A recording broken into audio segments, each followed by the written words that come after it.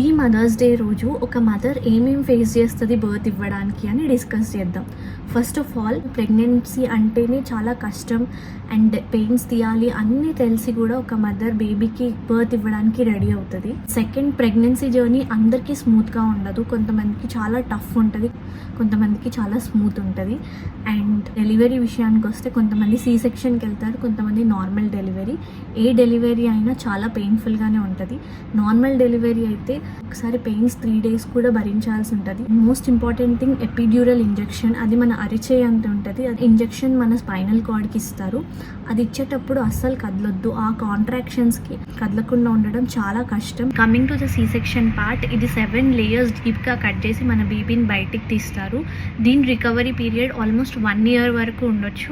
అయినా కానీ ఒక మదర్ ఇదంతా బేర్ చేస్తుంది తన బేబీ కోసం. ఈ మదర్స్ డేకి మీ మదర్తో ఒక 5 minutes కూర్చొని తన ప్రెగ్నెన్సీ జర్నీ ఎలా ఉండే, తను ఏమేమి సాక్రిఫైసెస్ చేసింది, అసలు తను ఎలా ఫీల్ అయింది ఆ టైంలో జస్ట్ తెలుసుకోండి. తను కూడా హ్యాపీగా ఫీల్ అవుతుంది. And I just wanted to say all mothers are great in their own way. Happy Mother's Day to all the beautiful mothers.